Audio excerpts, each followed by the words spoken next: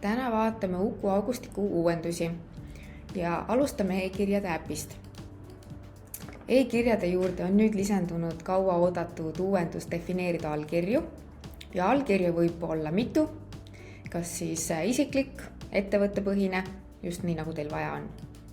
Iga allkirja juures saate defineerida, missugused kontaktandmed seal peavad ilmuma, et töötaja nimi ilusti välja tuleks koos ametinimetusega. Saate lisada lisainfot, linke ning saate ka üles laadida logo ja siis otsustada, kus kohas te soovite, et see logo seal signatuuris asetseb. Ning siit on võimalik saata endale ka testkiri, et näha, kuidas signatuur välja näeb. Kui allkiri on loodud, siis lähme e-kirja mallide alla ja e-kirja mallis saab muutujate valikust ilusti ka allkirja e-maili lisada. Ja jällegi soovi korral saate endale testkirja, et vaadata, kuidas nüüd uus kiri välja näeb.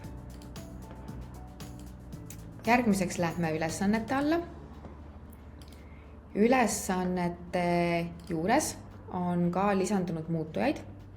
Ehk siis nüüd on Ukus võimalik ülesande nimesse lisada, mis kuu või aastaga on tegemist. Ehk siis missuguse kuu ja aasta juurde see ülesanne käib. Et kui teil seesama ülesanne genereeritakse Ukus iga kuu, aga te eelmine kuu ei saanud seda näiteks lõpuni ära teha, siis uuel kuul on teil sama nimega ülesandeid 2 tükki töölaual ja väga raske on aru saada, missuguse kuu juurde missugune ülesanne käib. Nüüd, kui te lisate selle muutuja ülesande nimesse, siis ülesanne nimi tekib ilusti koos selle kuuga, millal see ülesanne genereeriti. Ehk siis, kui tehakse augustikuu kohta käib DST ülesanne, siis on see DST august, järgmine kuu on DST september ja te teete töölaual ilusti vahet, missuguse kuu ülesandega tegemist on.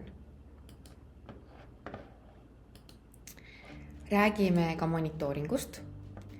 Kui varem saite Uku monitooringus öelda, mitu tundi kuus te olete arvestanud, et te kliendi jaoks tööd teete, siis nüüd te saate need tunnid jagada teemapõhiselt laiali. Ehk siis te saate siin määrata, missugused teemad peaksid monitooringusse jooksma.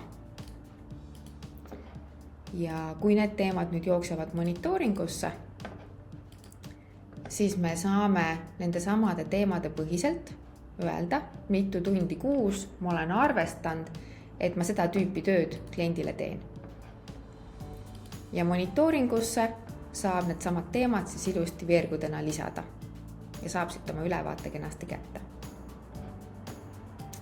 Veel üks kaua oodatud uuendus Ukus on see, et nüüd on võimalik defineerida lisaks standard ajalistele filtritele ka enda soovitud kuupäeva vahemikku ja seda on võimalik teha lihtsalt klaviatuuril sisse trükkides. Sisestame siia ilusti midagi ära. Ja meil on olemas kuupäeva vahemik. Ja viimase uuendusena ma räägin teile FlexTime'ist. Kui teil on töötajaid, kes ei tööta täistööajaga, siis nüüd on võimalik siin kokkuleppeid vastavalt muuta. Ehk siis ei ole enam tingimata see, et esmaspäevast reedeni peab inimesele rakenduma 40-tunnine töönädal või lihtsalt lühem töönädal, siis nüüd on võimalik sisestada ka kohandatud aegu. Et ma võin otsustada, et ta mõni päev töötab ainult poole ajaga, võib-olla ta mõni päev ei tööta üldse ja saan ilusti vastavalt vajadusele defineerida kokkulepped. Ja need ongi selle kuu Uku uuendused. Loodame, et nendest on teile palju abi ja rõõmsat kasutamist.